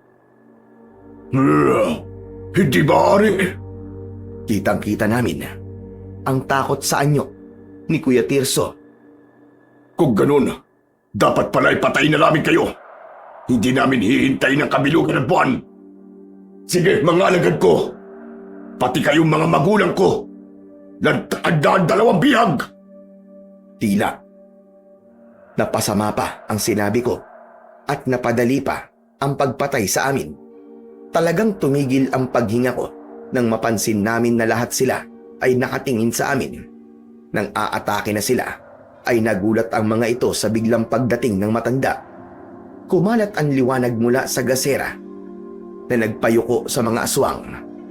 Lahat sila ay napasubsob sa lupa habang tinatago ang kanilang mga mata. Nasisilaw sila sa liwanag na dala ni Lolo Erning. Lumapit siya sa amin at agad niyang tinanggal ang gapos sa aming mga kamay. Bilisan nyo! Sumama kayo sa akin! Hindi nakagalaw ang mga aswang dahil sa liwanag na nagmumula sa gasera. Hindi halos lumapat ang mga paa namin sa lupa nang tumakbo kami palabas ng tribo. Narinig namin mula sa loob ng kuta ang malakas na sigaw ni Kuya Tirso. Habulin sila! Huwag niyo silang hayaang makatakas! Mas lalong nilakihan namin na ang pagakbang, pasunod sa nagmamadaling matanda. Sa lupa at paligid ng tingin, may kakayang duman sa ilalim ng lupa ang mga aswang na sagwin. Ganun nga ang ginawa namin. Hanggang sa makarating kami sa kuweba at agad na isinara ng matanda ang bukana ng yungib. Saka ko lang napansin na ang pintuan ng kuweba ay gawa sa dahon ng anahaw. Nalaman ko na ang banderitas na gawa sa dahon ng anahaw ay kagagawan pala ni Lolo Erning. Pangontra din pala ito laban sa mga aswang. Ano bang nangyari sa inyo? Bakit hindi kayo nakinig sa akin? Paano nalaman ko na huli ako ng dating? Hindi po namin alam na mangyayari ito. Patawarin niyo po kami kung pinagdudahan po namin kayo. Iniisip namin na niloloko niyo lang po kami, Lolo Erning eh. Pero nang makita na namin ang mga pagkain, Bigla kami nagutom. Natakam po kami at hindi na nakaiwas.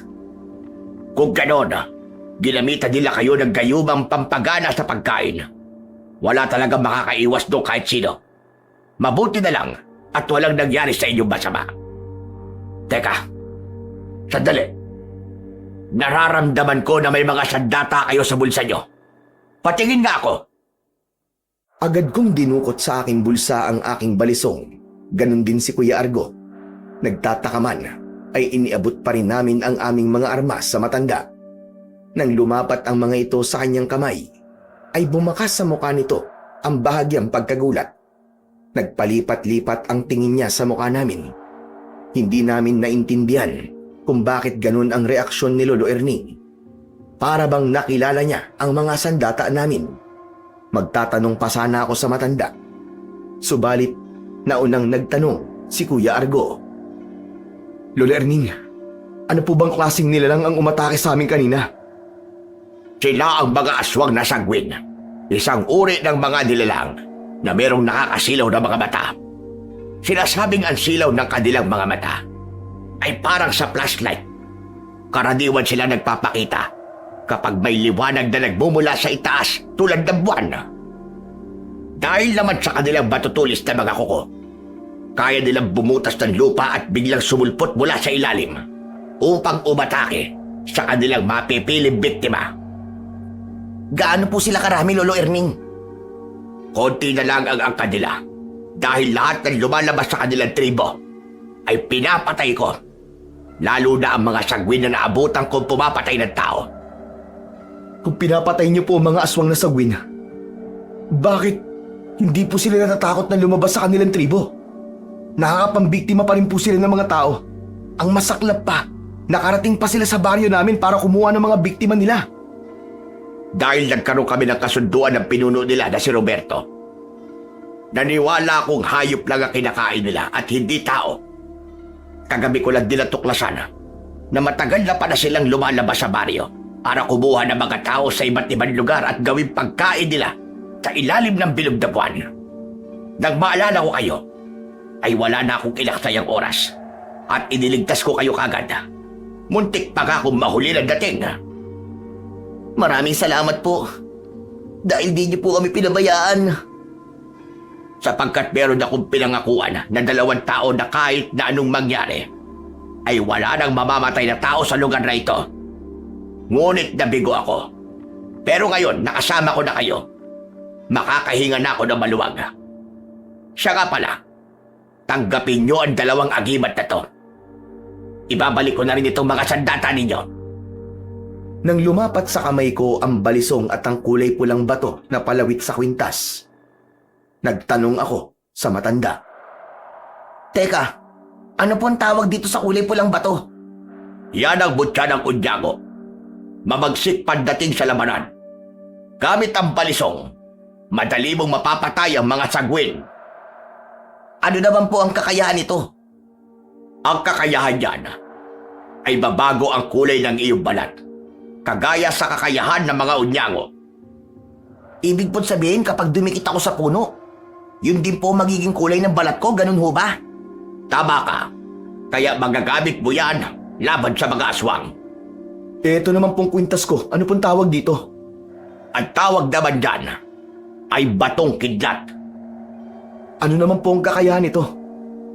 Gamit ang liabi mo, ay kaya mong durugin ang mga buto ng mga sagwin.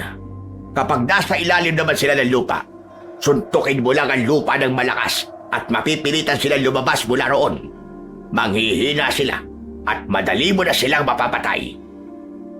Salamat po dito sa agimat. Umanda talaga sa akin ang mga aswang na yun. Lalong-lalo na ang tirso na yun. Ngayon may agimat na po kami laban sa mga aswang na sagwin. Haharapin po namin sila ng walang takot. Wala nang oras para magsanay dahil natitiyak kong may kakayahan kayo makipaglaban dahil sa mga sandatang nasa inyo. Hindi namin alam kung paano nalaman ng matanda ang tungkol sa aming kakayahan. Pagkatapos naming magpakilala sa kanya, ay pinainom niya kami ng kape na makakatanggal sa gayumang pumasok sa aming katawan. Binigyan ni Lolo Erning ng damit si Kuya Argo Ako lang ang hindi. Upang madali ko raw magamit ang aking mutya ng unyango. Sa kabilang baryo naman, sa kinaroroonan ng bahay namin ni Kuya Argo, nag-uusap ang magkapatid na sina Tatay Nestor at Tio Mando. Nag-aalala sila dahil sa masamang panaginip ni Tatay tungkol sa amin. Diyos ko, kahit alam ko na may sandata ang anak natin, Mando, kinakabahan pa rin talaga ako. Ako rin, Kuya Nestor. Hindi natin sila dapat pinayagan. Tama ka, Mando. Bako na paano na sila? 2 araw na silang hindi bumabalik ah. Kung may mensahe ang panaginip mo, kailangan na natin kumilos. Oo, Mando. Susundan natin sila. Sana makilala sila ng kaibigan natin sa pamamagitan ng kanilang sandata. Paano kung hindi makita ng kaibigan natin na magpinsan? Imposible yun. Nangako siya na magbabantay siya sa baryong yun. Isa pa, palagi siyang nakabantay sa tarangkahan ng baryo. Ewan ko, Kuya. Alam naman natin kung anong klaseng lugar ang pinuntahan nila. Kung bakit kasi pumayag pa tayo eh. Oo na. Kasalanan ko na. Paano ba naman? Tinabi sa atin ng kaibigan natin na tahimik at maayos na ang lugar na yun. Ay nako, hindi na ako makapaghintay. Sundan na natin sila sa baryong yun.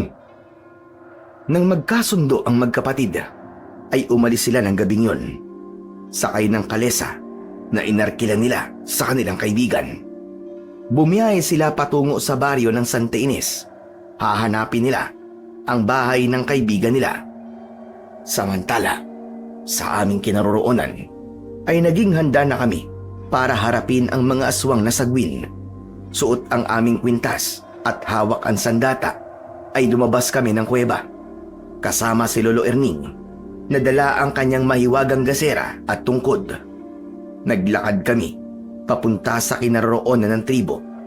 Ngunit sa gitna ng kagubatan ay nagkita na kami ng mga nilalang. Tumigil kami sa paglalakad. Ganon din ang pangkat ni Kuya Tirso. Ilang metro lang ang distansya namin sa isa't isa.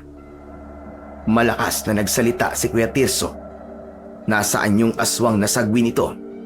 Kasama ng kanyang magulang at mga alagad. Mabuti naman at nagpakita na rin kayong tatlo. Hindi na ako mahihirapang hanapin pa kayo. At ikaw naman, tanda. Tapos na pag-ahari-harian mo rito sa baryo ito. Marami na akong mga alagad. At kaya na kitang labanan ngayon. Nagkakamali ka. Nadagdagan pa ako ng mga mandirigma na papatay sa inyong lahat. Nagkamali ka sa pagdala mo sa kanila rito. At hindi magtatagal. May madadagdag pa 2. Sigurado ako ron. Dahil nakapagsagawa na ako ng orasyong pantawag sa pamamagitan ng panaginip. Yun ang kakayahan ni Lolo Erning. Gamit ang kanyang dignum bato, magagawa niyang pumasok sa panaginip ng isang tao. Wala kaming kaalam-alam ng mga sandaling yun na nasa biyahe na sina Tatay at Tio Mando para kami ay sundan dito sa baryo ng Santa Ines.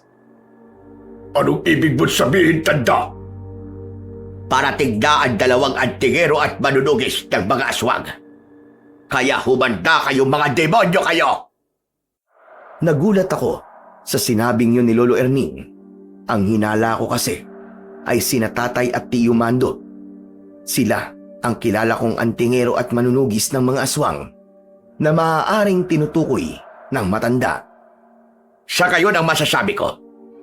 Dito na talaga kayo mababatay. Uubusin namin lahat ang lahi ninyo. Hindi ako dapat pumayag sa kasunduan. Sana pala noon pa man ay pinatay ko na kayong lahat. Yun ang malaking pagkakamaling nagawa mo, tanda. Dahil binuhay mo pa kami. Hindi pagkakamali ang ginawa ko. Dahil wala kang laban sa amin. Yun ang akala mo. Hindi ako susugod dito nang wala akong dalang armas. Ipinakita sa amin ni Kuya Tirso ang hawak niyang punyal na ginamit nitong pampugot sa ulo ni Baldo. Pumislap ang talim nito at tila ba merong taglay na itim na kapangyarihan. Hindi maaari. Humanda kayong 2. Taglay niya ang punyal ng hari ng kadiliman. Kaya naman pala malakas ang loob niya na sumuway sa aming kasunduan. Natatakot na ba kayo? Pwes, simulan na natin ang laban! Sabay-sabay kaming sumugod at nagsalubungan kami sa gitna. Gamit ang aming mga sandata, nakipagsabayan kami sa mga aswang na umatake sa amin. Ang ibang mga aswang na sagwin ay dumaan sa ilalim ng lupa upang kami ay atakihin. Subalit hindi rin sila nakaligtas sa kapangyarihan ng tungkod ni Lolo Erning. 2 tuktok sa lupa ay sapat na upang mamatay ang mga aswang na nasa ilalim ng lupa. Sa bisa rin ng kanyang gasera ay nasilaw ang mga kalaban. Lahat ng mga sagwin na nasilaw sa liwanag ng gasera ay inatake naman ni Kuya Argo gamit ang kanyang liyabe. Totoo ang sinabi ni Lolo Erning. Lahat ng tamaan ng sandata ni Kuya Argo ay nadudurog ang mga buto. Agad silang bumabagsak sa lupa na para bang nakuping lata. Ang iba naman na dumaan sa ilalim ng lupa ay ginamitan din ng liyabe o nakil ni Kuya Argo. Pinagsusuntok niya ang lupa at lahat sila ay napilitang lumabas. Saka sila sasalubungin ng hampas ng tungkod ni Lolo Erning. Tuluyang kaming nakipagbakbakan sa mga aswang hanggang sa masunog ang kanilang katawan. Ako naman ay dumikit sa puno at nasaksiyan ko ang pagbabago ng kulay ng aking balat. Nakita ko ang mga sagwin sa harapan ko na nagpalinga-linga pa sa paligid. Nagulat sila nang bigla kong lumitaw sa harap nila. Kasabay ng pagsaksak ko sa kanilang mga leeg gamit ang aking balisong. Nasunog sila at agad na naging abo. Marami ang nahirapang kalabanin kami dahil kung saan-saan din kami lumilitaw kagaya nila. Isa pa, nalalaman din namin kung saan sila biglang susulpot. Mga inutil kayo! Bakit hindi niyo sila napapatay? Mga tao lang sila! Walang lakas para talunin tayo! Tanggapin mo na lamang ang katotohanan na isa kang bahinang nilalang. Nagkamali ka sa naging desisyon mo. At sinisigurado ko sa iyo na ito na ang iyong magiging katapusan. Muli kaming sumugod at umatake gamit ang aming sandata. Hindi rin ako nakakaramdam ng pagod. Lahat ng umatake sa akin ay agad kong sinasaksak ng balisong sa kanilang leeg. Hindi ba, Ari? Malakas nga sila. Taglay nila ang pinakamatitinding agimat. Walang hiya ka talagang matanda ka. Papatayin kita! Agad na sumugod si Kuya Tirso, papalapit sana sa kinaroroonan ni Lolo Erning, na noon ay abala pa rin sa pakikipaglaban sa mga alagad ni Kuya Tirso. Humarang ako at sinalubong ko siya ng saksak gamit ang balisong ko. Direkta itong tumama sa kanyang dibdib. Napasigaw ito ng malakas dahil sa labis na sakit. Gumanti siya sa akin ng saksak ng punyal na tumama naman sa aking braso. Aray ko! Angap din ang punyal na ginamit mo ah! Humanda ka! Papatayin kita! Patikim pa lang yan. Masyado ka kasing pakialamero. Aatake sana ako sa kanya. Nang maramdaman ko na kagad, nagsara ang sugat ko at nakita yon ni Kuya Tirso. Hindi pwedeng mangyari ito. Pati ikaw ay merong kakayahang magpahilom na sugat. Kailangan kong umatras. Hindi ka na makakaatras! Akala ko ba matapang ka? Saan ka pupunta? Bakit tatakasan mo ko? Layuan mo ko. Mga alagad ko. Patayin niyo ang lalaking ito. Ipagtanggol niyo ako. Sabay-sabay na umatake sa akin ang inutusan niyang mga alagad. Sinamantala ni Kuya Tirso ang pagkakataon at tumakas ito. Tumagal halos ng 1 oras ang pakikipaglaban namin sa mga aswang. Tila hindi sila nauubos. Talagang pinaghandaan kami ni Kuya Tirso.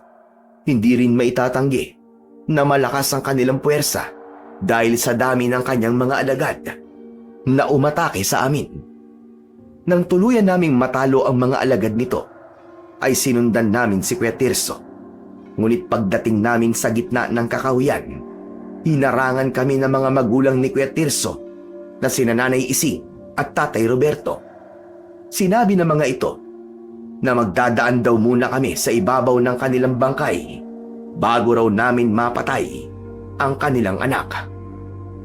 Sige na, Argo at Raul. Kayo na ang bahala kay Tirso.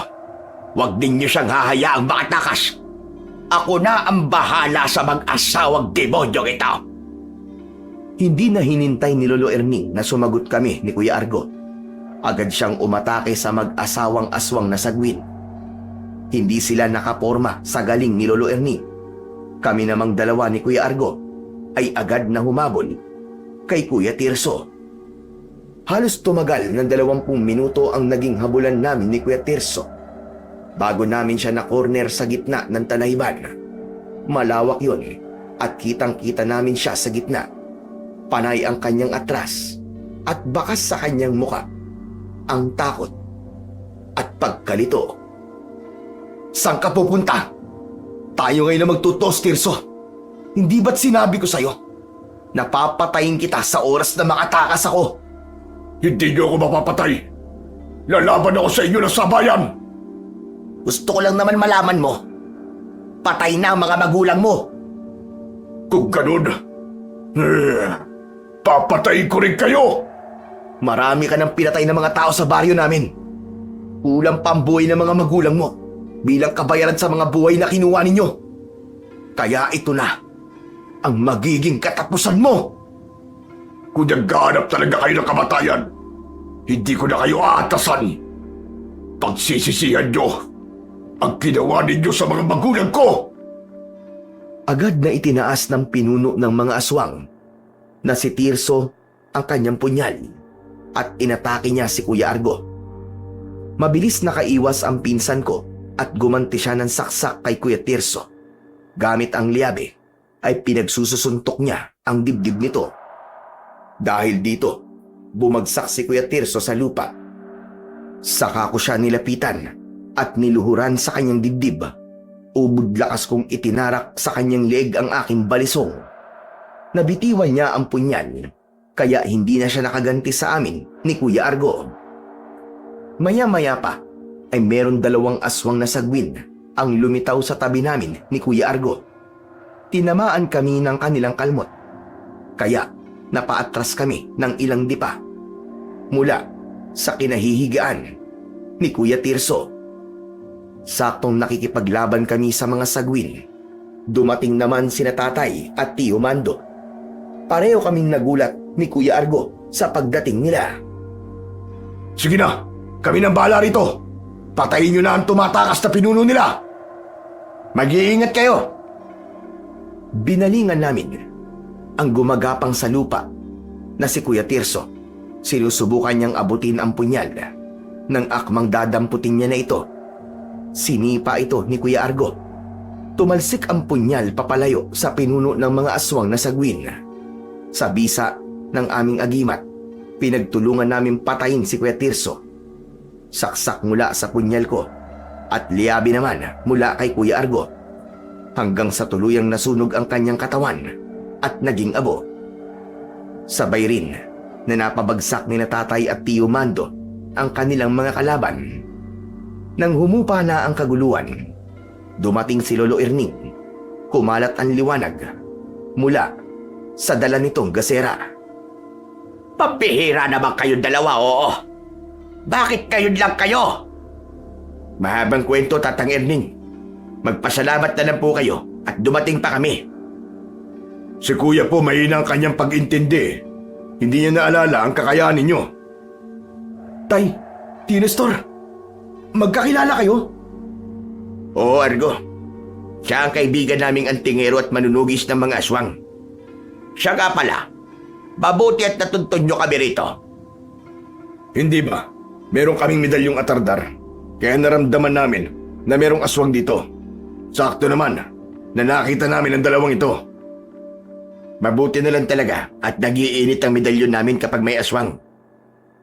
Nalaman namin na kaya hindi naramdaman ni na Tatay at Tio Mando ang presensya ni Kuya Tirso bilang aswang ay dahil sa punyal ng Hari ng Dilim na pantaboy nito sa pakiramdam ng mga antingero. Siya nga pala, Tatang Erning. Paano po ninyo nakilala sina Argo at Raul? Simula nang makita ko sila doon sa may tarangkahan, hindi ko na inalis ang paningin ko sa kanilang dalawa. Paano ba naman? Kamukhang kamukha niyo ang dalawa, kaya kinutuban na ako. Mabuti na lang talaga at hindi kami nahuli ng dating. Buti tumabot pa kami. Nahuli talaga kayo ng dating, Nestor. Parang humihina na yata kapangyarihan nyo na nakakonekta sa aking agimat na digdong bato. Matagal na po kasi kami tumigil sa pagiging manunugis ng mga aswang eh. Kaya siguro humihina na ang aming medalyon dahil hindi po namin nauusalan yun ng orasyon. Pero mahalaga ay nagtagumpay pa rin tayo. Natalo pa rin natin ang mga aswang. Mahusay ang mga anak ninyo. Nagawa ninyo ng maayos ang pagpapalaki sa kanila. Tinuruan nyo rin sila na matuto sa pakikipaglaban. Sana lang wag na nilang pairalin ang pagiging mayabang nila. Ayos na yun. Natuto na ang mga yan sa nangyari sa kanila. O hindi ba, Argo, Raul? Opo, Tay. Pasensya na po kayo, Tio Nestor. Tay, isa pa salamat po sa data pong ipinadala niyo po sa amin ni Raul. Dapat palagi kayong handa, parang Boy Scout. Lalo na kapag nasa ibang baryo kayo. Lalo na't ganyan nga nangyari. Kaya nga po muntik na po talaga kami, Tay. Bueno, at natuto na kayo sa mga nangyari. Kailangan na nating umalis sa lugar na ito. Tara na, marami pa tayong pag-uusapan. Hindi talaga kami makapaniwala ni Kuya Argo na ang matandang tumulong sa amin na si Lolo Erning ay kaibigan pala ni Tatay at Tio Mando. Sa kanya rin pala nanggaling ang aming mga sandata na Balisong at Liabe. Naging dahilan din ito para makilala kami ni Lolo Erning, maging ang mga medalyong atardar na suot ni Tatay at Tio Mando ay sa kanya rin pala nanggaling.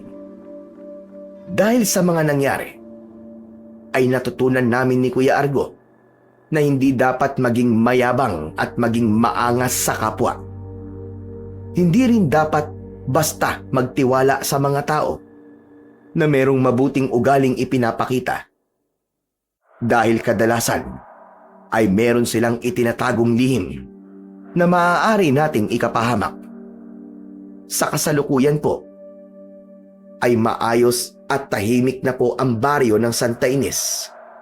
Paminsan-minsan ay bumibisita kami sa puntod ni Lolo Erning na matagal na pong namayapa.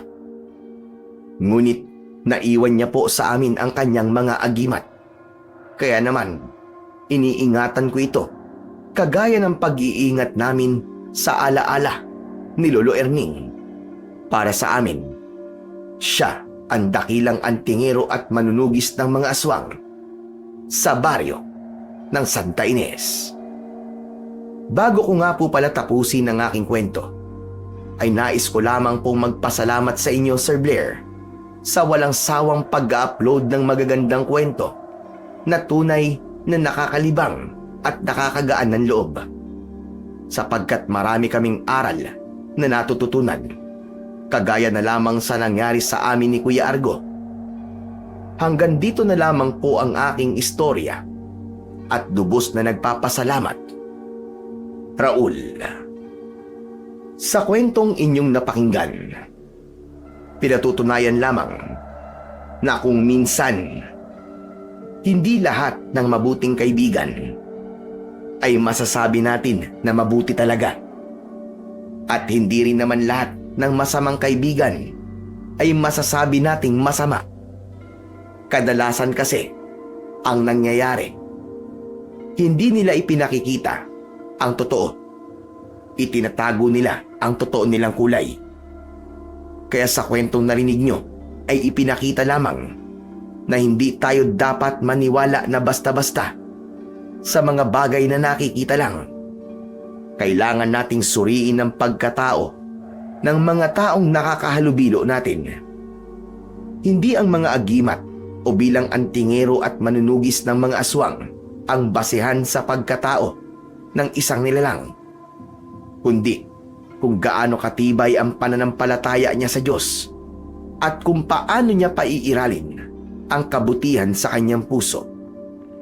Muli nating napatunayan sa kwentong ito na kailanman ay hindi mananaig ang kasamaan laban sa puwersa ng kabutihan. Palagi po nating tatandaan na hindi ang sandata o agimat ang pinakamalakas na kapangyarihan dito po sa ibabaw ng lupa, kundi ang matibay nating pananampalataya sa Panginoong may kapal. Maraming salamat po sa walang sawa niyo pong pagsuporta at pakikinig sa akin pong mga YouTube channel na The Voice Addict at mga kwento ni Apong Isaac. Huwag niyo rin pong kalimutang mag-subscribe, i-like at i-share ang aking mga kwento. Muli, maraming salamat po. Hanggang sa muli pong kwento ng kababalaghan at katatakutan.